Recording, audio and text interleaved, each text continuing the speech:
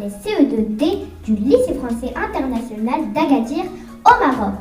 Nous commencerons par l'info du jour présentée par Naïma, suivie d'un sujet qui nous concerne tous, l'écologie, présenté par Ilyes et Ayoub. Enfin, nous parlerons du dernier événement de notre école qui nous sera présenté par Isra. Et pour finir, un point météo annoncé par Samy et Hamza clôturera cette belle émission sur une note comique avec une devinette. Et nous commencerons cette édition avec l'information du jour.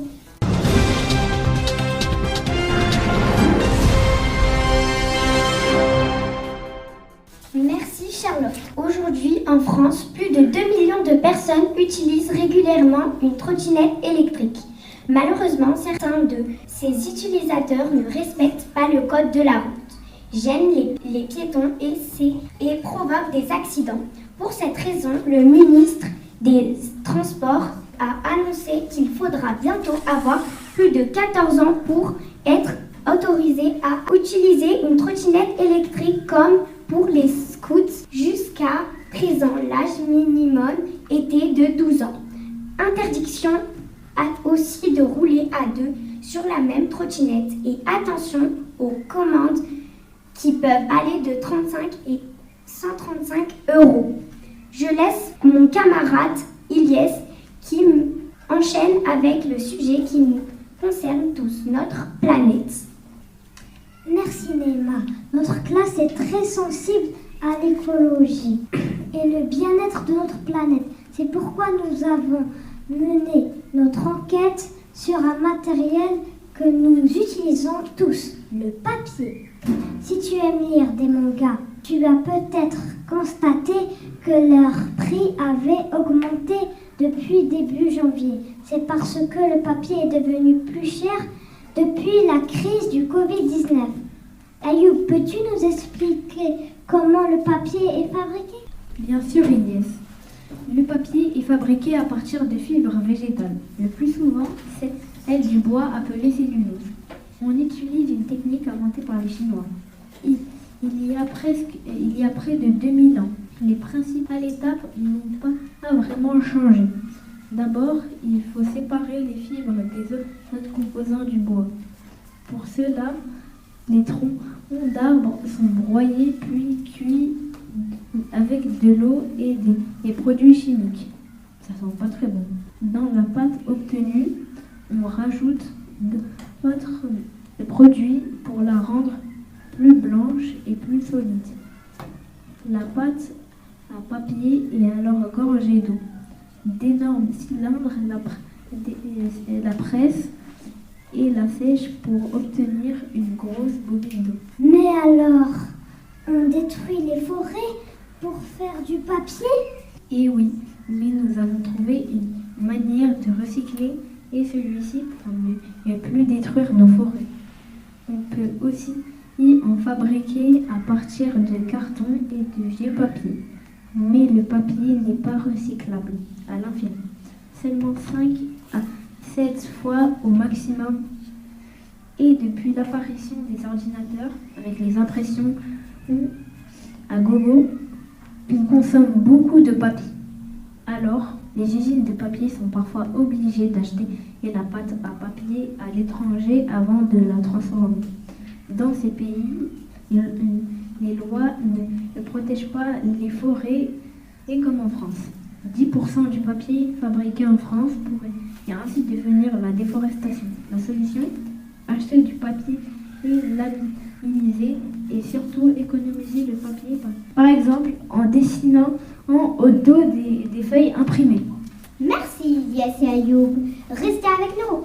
Isra va nous parler de l'événement qui a fait fureur à la rentrée, le carnaval annuel.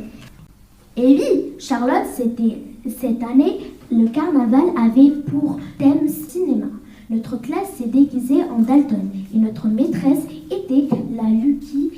Nous avons également Mohamed Ilyes en réalisateur, Samy en vidéaste et Malek Yanis étaient nos vendeurs de popcorn. un bel événement où toutes les classes de primaire ont participé et défilé devant leurs parents. Nous avons accueilli plus de 200 personnes, un vrai succès. Et comme au LFIA, nous pensons toujours aux autres, les CE2D ainsi que les CM1 avaient organisé avec l'aide de l'association des parents d'élèves un goûter gourmand où les bénéfices ont été reversés aux familles qui ont des difficultés financières pour les voyages scolaires de leurs enfants.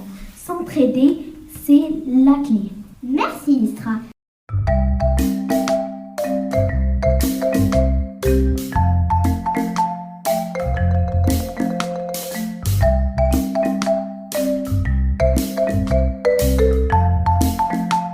Nous enchaînons avec une parenthèse météo présentée par Samy. Belle parenthèse ce week-end avec un ciel bien dégagé et un soleil qui ne risque pas de nous quitter. Le printemps a officiellement pointé le bout de son nez au plus grand plaisir des fleurs et des abeilles. Les soirées restent fraîches, donc on n'oublie pas de protéger sa gorge contre le froid des douces nuits printanières, plus que quelques jours avant les vacances, donc on ne tombe pas malade s'il vous plaît. Bien dit Samy.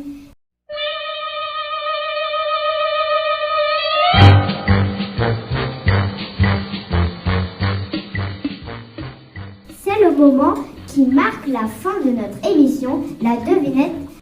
J'espère que vous êtes prêts à être plus qu'attentifs et à écouter. À vos oreilles, prêts? Écoutez! On parle de moi en ce moment aux infos. Sauras-tu deviner qui suis-je? À toi de jouer. Je suis née au tout début du XXe siècle, ce que fait que j'ai plus de 100 ans. Malgré mon âge, tu peux le croiser dans de nombreux musées. Pourtant, je ne suis ni gardien, ni visiteur, ni un peintre. Je suis ce qu'on appelle un mouvement artiste. Son nom se regroupe des artistes. Les œuvres partagent des points communs pour s'intéresser surtout aux formes et à leurs contours ronds, losanges, triangles et carrés.